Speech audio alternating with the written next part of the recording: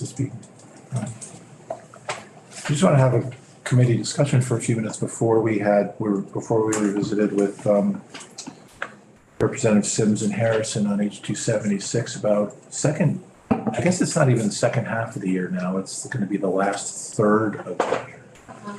The second run of pages, last day is Friday.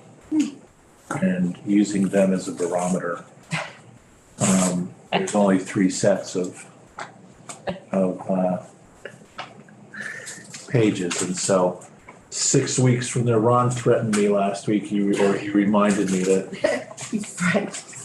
he's going to be putting up the May calendar sometime soon. Oh, there it is. Put my birthday on there. The proposed, or it was announced last night, at least at the Democratic caucus, that we're aiming for May 12th as the last day. Take it with a grain of salt. It's rare that we get out before Mother's Day. Certainly rare to get out. My anniversary is May 8th. Oh, that's I think I've spent 12 of the last 14 here in the building. So that's, and then keep your schedules free or mark on your calendar the potential dates for a veto override session. Would be somewhere between June 20th and 22nd, 21st and 22nd. They usually run 2 days. And so those are just dates to keep free in your calendar. I'm glad that that proposed time is after the last days of school. I'm grateful for that. Good. I'm glad it doesn't interrupt with any potential vacation that they have scheduled. Coincides with my vacation, which is already scheduled and tickets purchased and Airbnb's booked. All refundable, I'm I sure. won't be there. Do people know that? Yes. I've been talking with Kath about that. So when they call you when you're in your location and say, we need you here on the floor. First year I served, second year I was here, we had a veto override session. Leadership flew somebody back from their vacation in Greece. Yes. Wow. Gosh. I told. That's called whipping the boat right there. Yeah. Yeah, I suppose it is. June 22nd. Oh, yes, good. 20th, 21st, 27th. That's on the 23rd. I got a wedding that day. I think that's working with. Yeah. So I wanted to clear that off. So the second half, this last third, I keep calling it the second half. What I really mean is this last third of the session will be about, not just solely about Senate bills, but Jody, your questions that you had about when we were adding those amendments onto 276 and just you were just curious about the timing of when things came forward and whatnot. And I just want anything that has to do in particular with bills that come over, that if we get S100, for instance, it's a housing bill, and it's totally fine for us to be able to add in within reason, within germaneness and other reasons, to treat some of these bills up on the wall as amendments, possible amendments to S100. We've introduced a number of housing-related bills, and we may use them as amendments to S100 if we get S100. I'm assuming we are, but there's a question, and we may not see it for a couple of weeks because it's in the Senate, and it's not on the floor yet. Other bills we expect to see, you'll see up on the board the green sheets of the Senate bills that came to us. There's a discrimination bill that like this, like H.276, it's language that's passed this House a couple of different times. It didn't get through the Senate, and now they did it first and they sent it back to us. We'll go over it and have the same testimony we've had on it as we have in years past. There's another one about the opioid day, and then there's JRS 17, which came from the Senate, which is a resolution about asking the government to expedite citizenship for Afghani refugees that worked with us during our time in Afghanistan. Any other bills that we may work on, unless they can be tagged on to an existing bill, would be if we do decide to pass them out of our committee now or between now and May, they would go to the Senate and just be in limbo because we've missed crossover day, and then they would be considered next year. So that's just something to keep in mind. We can signal, we don't have to stop passing bills if they become a priority or if we want to pass them. It's just a question of what we can pass this year and what we would just pass and leave for the Senate next year. Not that this would happen, but if we passed a bill out of our committee and we passed it out of the House, which I don't think would happen, but pretend that it does, and it goes to the Senate and it's stuck in limbo there until next year, does it then start back in the Senate? Well, it would be, they have their committee on committees, they have a different way of accepting bills. We've heard, I used the phrase earlier this year about dispensation.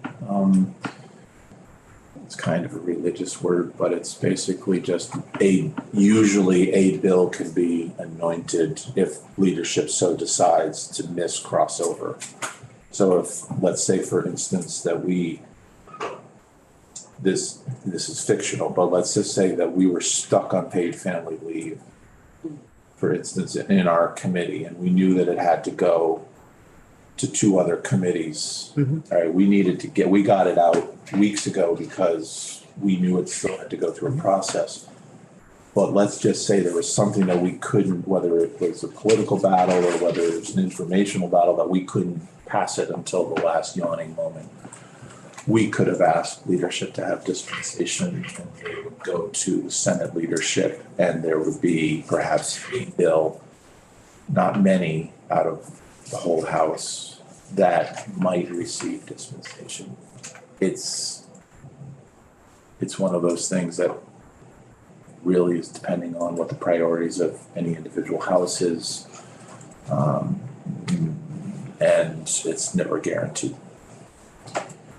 But yes, they would. So it would go and sit in limbo is not quite the right word, but it would go sit in the Senate in the proper place, and then it would be assigned at the beginning of the new session.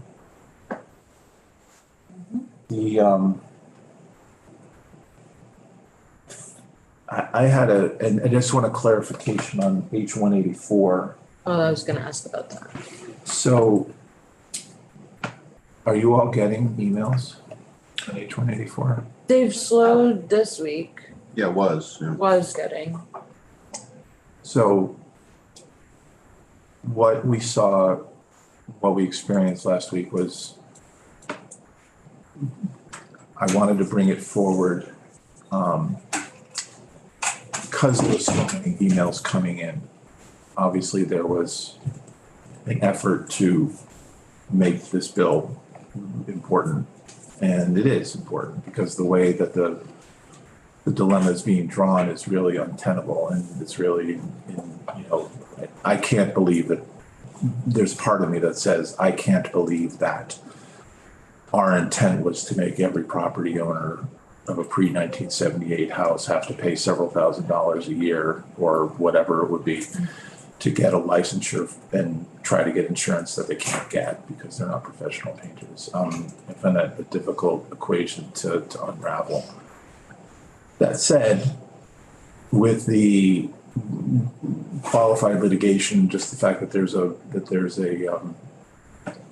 that the Department of Health feels constrained about what they can do or say about the merits of the rule or the statute makes it difficult for us right now until we can get a clarification on where we can get information. We can't take, in this particular case, the differences of interpretation are so broad.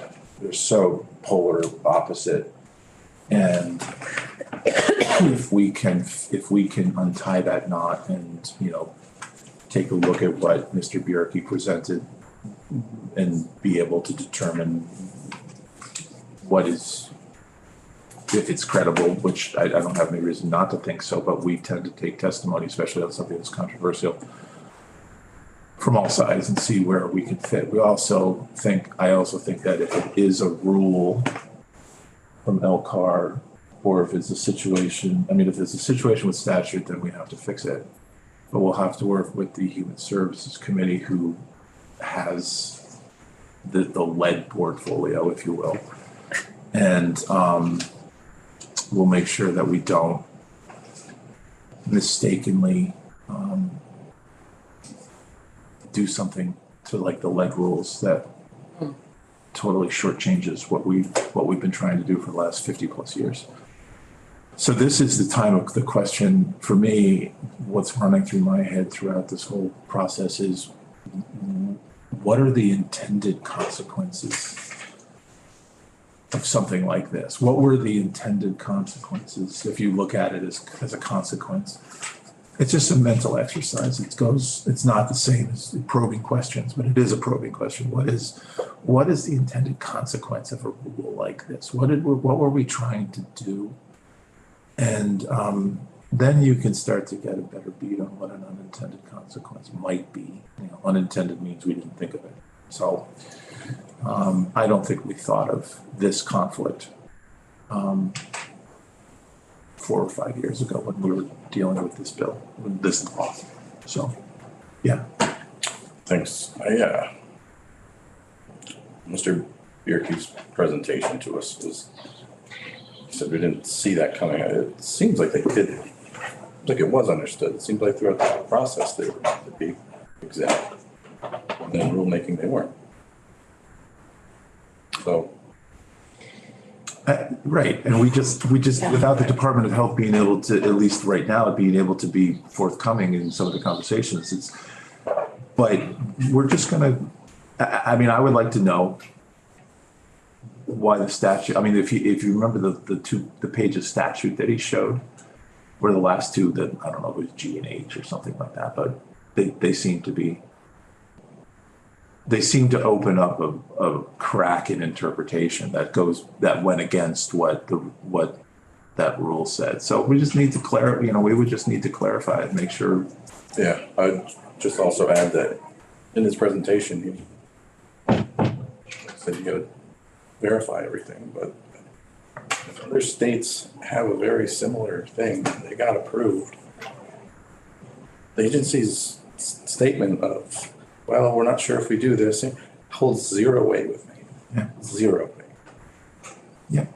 So I struggle for personal reasons as well with the idea that because something is being litigated, we need to be a little delicate with it. It's what we do is we make the laws here. Yeah. The idea that because somebody's always challenging something, doesn't mean that we need to be hands off and let the system play out. No, and it's entirely possible that if the interpretations are off, again, in a perfect world, they'd sit in a room next door and hammer out what the interpretation is. But being wary of it for me is not to say I don't want to do it. I just want to make sure we do it right. Yeah, I too wanted to state for the record that I guess I'm curious, so if this does not get attached to something and lays quiet for a bit, what, when does it go into effect for the landlord? We don't know, okay. Yeah, I feel pretty strongly, again, I'm newish and don't, I feel pretty strong about this and from my community and others and myself that this is a problem and I hope to find out that doesn't cause any penalty or harm to folks who are trying to help folks rent places and have it trickle down in a way that would I don't, no, I know. I just wanted to state that I'm supportive of this and I think that there is a mechanism that is relatively fast. I need to be clear on it, but because this is a rule, there can be an emergency rule implemented, and an emergency rule takes effect immediately. And then will allow time for the underlying rule to be reviewed and amended. are you back in Elkhart? No. Historical perspective. So I think there's a mechanism for it, but as the chair was saying, there's just background that we need to understand better for okay. acting, I think. But I share the same. I know. Yeah, I have a meeting Sense this of weekend urgency. with some constituent landlords and just want to update them properly. So, thank you. I spent a few hours on Monday with a good friend who is a residential inspector. And he said that from his perspective, part of the problem is self-reporting. And that many landlords are not wholly ignorant of the law, but willfully ignorant of the details of the law. He said they don't follow up year over year when they ask for inspections. Lead paint is part of the inspection, but they don't follow up with mitigation. And he and I talked about, there was a time as school board chair, he called me urgently, I don't know, 5 or so, 6 years ago, to tell me that the church immediately next door to our elementary school had decided to do sandblasting, or sandblasting, right? Sand off the paint of the 1879 church with no curtaining or nothing whatsoever. And that when he rushed down there and told the people who were doing it that this is right next to a school, they did not understand, and they were professional people doing it, that they did not understand that even though it's not airborne, it is airborne in the sense that it can seep into the groundwater, and there are all the children. So all of that is to say that I think there are, with regards to this particular bill, there are other angles of it that we should be looking at, because it's not just who can paint and how. That's all. Yep, okay. All right, we are going to shift gears to the amendments to H-276, and the individual amendments are on our webpage. We have Representative Sims here first. So Representative Sims, if you can join us. And Representative Barlow, you, I cannot because I can't access it on the webpage. oh dear. Me neither. So if you could make that happen, I'd be happy to. The, It says, sorry. Sorry. You looking at today? Yep. Now I'm gonna read. It opened for me. Oh.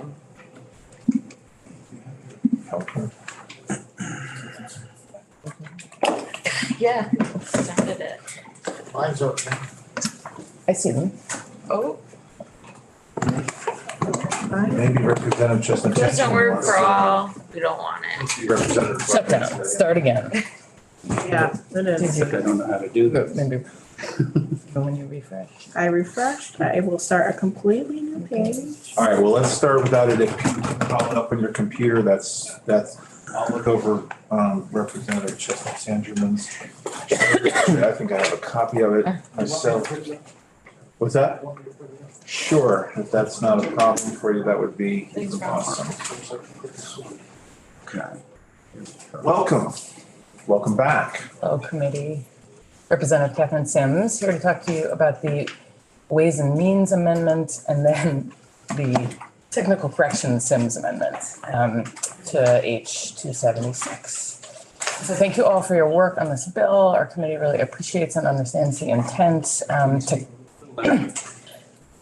Thank you. Our committee really appreciates the intent and work that you all have done on the rental registry here, building on the work of previous sessions on this topic. And so our committee, the bill was broader when it came to us. We focused on the rental registry sections because those are the ones that had fiscal impact. And the committee had some concerns around establishing a fee-based program before we really understand the full costs of the program. We set fees to cover the cost of the service being provided. And in this case, since we weren't aware of the specific revenue needs, we weren't comfortable setting a fee amount at this time. I think this is a theme that we will be hearing a lot about on a number of bills that we take up today around some real structural deficits that we have in special funds because fees aren't aligned with them. And so the Ways and Means Amendment is a strike-all that removes the establishment of the registry, the fee for the registration, and the penalty for failure to register and the staff positions. And Section 1 and 2 of our amendment retains the ADS report language that you all had and expands it a little bit further, describing that the report shall include the operating costs, including the amount of any new registration fee needed to cover those costs, design and implementation of the registration. And it adds that in addition to considering developing a new registry, that the report shall consider using existing data and frameworks like the landlord certificate and associated data. And it adds that the ADS report should come back not only to House General and Senate Economic Development and the Appropriations Committee, but also Ways and Means and Senate Finance, because it would be related to a fee. And then there is also a technical correction amendment related to the due date of the ADS report. The member from Brattleboro has made a commitment to make as many reports as possible due December 15th, not January 15th, so that members can read reports before we're back in the building and that staff don't have to spend their holidays writing the reports that are due at the beginning of January. And so our intention was to move the report up to December 15th. The Ways and Means Amendment had a clerical error that moved the report back to December 15th, 2024. So my amendment adjusts the date to December 15th, 2023. And it's important to note that, this amendment sort of intends to move forward stepwise and should not impact in any way the implementation of the registry timeline as originally conceived of in your bill. So the report from ADS will come back and there is still sufficient time that next year to act on that report, to implement the registry as conceived of to begin in 2026. So that's what our amendment does. I'm happy to answer any questions. Questions for Representative Sims? So, so this, what was this amendment really driven by the fee? And to have a, since the fee is supposed to cover a service, understanding better the service, the actual cost of the service. Yeah, so we received JFO testimony around the expected revenue generation. And so we have a sense of what that might be, but we have no idea whether that sufficiently covers or would lead to a huge structural deficit around the implementation and management of the registry. And so we need to fully understand that before we set the fee. Is Yeah, a concern of the committee here. Past, we've always rolled in the way that the fees would be collected would cover it when it was connected directly to the fees related to the Department of Fire Safety, which is how the Department of Fire Safety traditionally has been run based on fees. It's one of the agencies that get backfilled with general fund because we have fees. I think it's fair enough to think that, I mean, we also had the numbers of what X number of units times $35, what that would raise, but not the understanding of the price when it was discussed by ADS. And I think that was an important piece that in the past it was rolled into a larger continuum of raising the fee, of raising money to pay for it, because again, it's not a tax, right? It's a fee to run the service. So I think it's fair. I think when we passed it out of here, we were hoping or expecting that, if we put the policy into place with a date, and this is essentially doing the same. And that can totally still happen, right? The penalty fee would begin March 1st, 2026. And so we have time from December 15th, 2023 to act on those recommendations, fully understanding the staffing and the IT costs necessary, and set a fee that adequately covers that special fund. Right, we can address that in January next year, basically. Representative Kresman? Maybe this is projecting too far ahead, but do you see in the future, there will be a fee? We just don't know. Yeah, so my understanding is the intent is to establish a registry that will acquire IT Right. services and staff, and there will be costs associated with that. And the original bill contemplates a fee to cover those costs so that we're not backfilling with general funds. Right. And again, as we'll hear today, there Ways and Means has spent much time this year learning about the significant number of special funds which were originally designed to be covered by fees, but fees have not kept pace with inflation or adequately covered. And so we have a number of structural deficits that we've been backfilling with general funds, and again, support the idea of a rental registry and moving forward. But before we set that in motion, we want to make sure that we're not creating another structural deficit. That makes sense. Thank you. I want to appreciate your work on this, and I know both the time that you were working on it and the pressure, time constraints and the pressures, and I appreciate your work and the work of your committee. Yeah. Team effort. Thank you. Right? That's why we have different committees to look at things in different ways. I support the technical change as well. That makes a lot of sense when explained, yeah. Yeah, it was not our intent to delay we were trying to give everyone more time to read the report, and so. But yeah, didn't catch it in time. All right, any further questions right now for Catherine?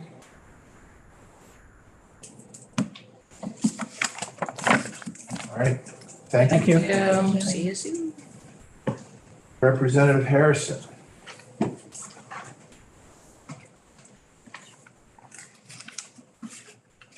I feel like I must make the obligatory March Madness comment, but that's it. That's all I got.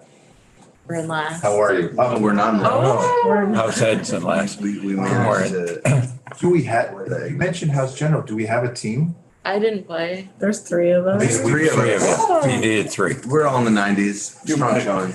Oh, no. Whoa. Sorry. Ashley's out of the 9. Okay. Excuse me, Representative Bartley. I didn't mean to start any inner squabbles in your No, I committee. just, I'd like to focus on that. Oh, yeah. somebody said a House General team, and I'm like, I didn't sign off on that, but you know what? I didn't need to. So, anyway, this is your first time in this committee. Yes. Representative Harrison, when he was first appointed, suffered through at least a portion of a session Yeah. on this. Month and a half. How many days? What? How many hours? So you had freedom. So we're just gonna go around this, the circle and introduce ourselves to you. I'm sure you've seen us all on the floor, but Representative Stevens from Waterbury. Claudia Lamont, Morristown, Elmore, Worcester, Woodbury, Stowe. Joseph Parsons, Newbury, Topsom, and Groton. Emily Krasnow, South Burlington. Ashley Bartley, Fairfax, Georgia. Caleb Elder, Bristol, Lincoln, Moncton, and Starksboro. Fiddling cow. Dennis Labonte, Linden, Sutton, Sheffield, Wheelock, and Newark. Elizabeth Burrows, Heartland, West Windsor, and Windsor. Don't hit me all 12 times, please, or 15, whatever it is. Doing it for you. Essex, Orleans, District 1. Including the gores of. Yeah. Mary Howard, Rutland District 6. Robin Chestnut Tangerman, Middletown Springs, Paulette Rupert, Tinmouth, and half of Wells. Thank you very much. Representative Jim Harrison from Chittenden, member of House Appropriations. We have a very, very simple amendment to the Ways and Means Amendment, which basically cuts it in half or so. And the reason for that, our amendment basically takes out two sections of the bill. Sections 3 and 4 of the Ways and Means Amendment. And the reason for doing that is the language has been added to the big bill, the budget, H494. I can't tell you if the wording isn't tweaked a little bit, but that's been the purview, I think, of Representative Bloomley, but I think it's essentially the same language, and rather than have it duplicated and potential T dotted differently, it was decided to take it out of this section. So, which is why I get to report it for our committee. Normally, I don't have housing sections of the budget, but I do have the ADS, and that's the appropriation, 25,000. So that's still in there. Okay, so the language that we added on at the end is duplicated in the big budget, is what we're saying. That's correct. Question? Happy to. Representative Harrison? It's funny that when in a situation like this where those sections go into the big budget too, I have this reaction like if they're just going into a void. Oh, well, it's on some page in the 258-page document or 253-page document, but it's there. Are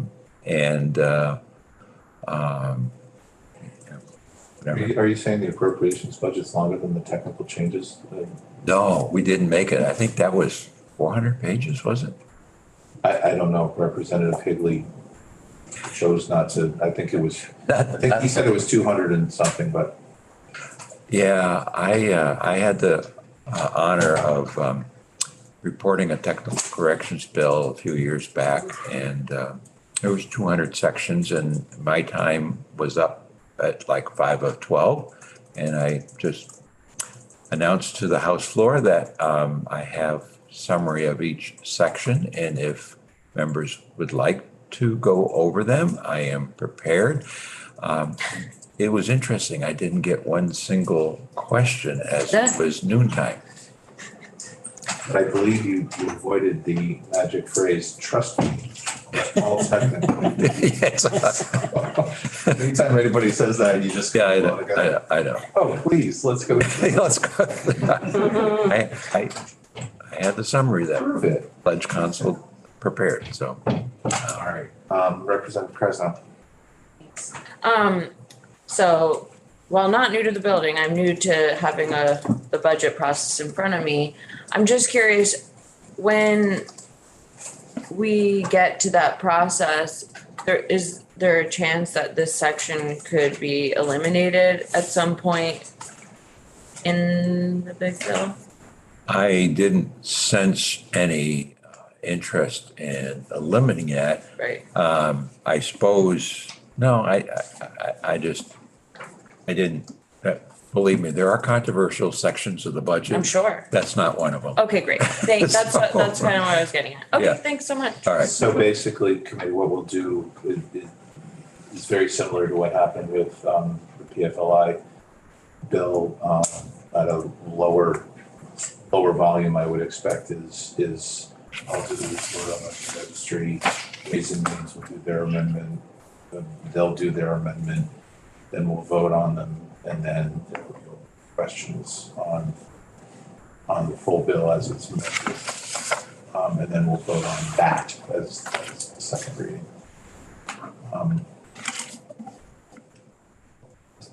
Question. We just want to, Kevin Sims, we just want to flag that there'll be, I believe, the vote on the appropriations amendment, and then the Sims amendment, and then the Ways and Means amendment, and then the whole body. I'm tempted to just say, yeah, whatever, but yes, that sounds right. Thank you. So if you were to take straw poll votes, make sure the Well, that's kind of, if we don't have further questions for Representative Harrison, then that's what we should do. So let's start with the. Great, thank you very much. I will admit that I didn't quite know where the committee was located, so I took a tour of upstairs. They don't let us out downstairs very often, so. And we have the, Education. it's very confusing on our door. It says, Yeah.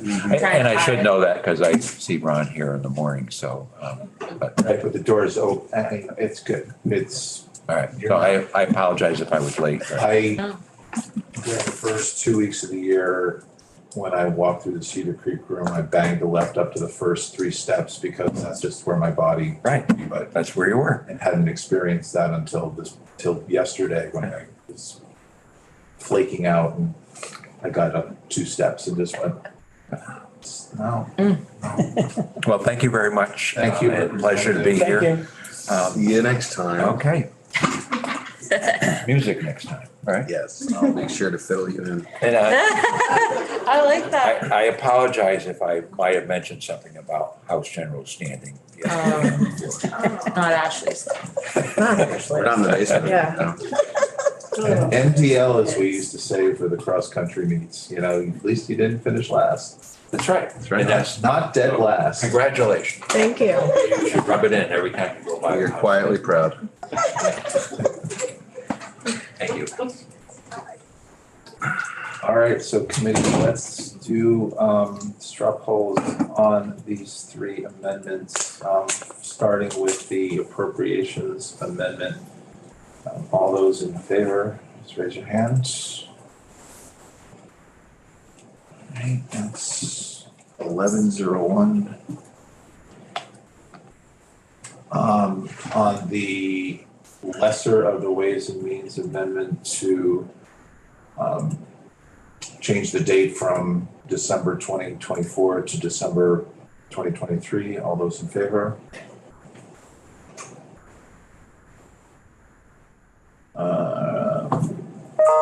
I see 10-1-1.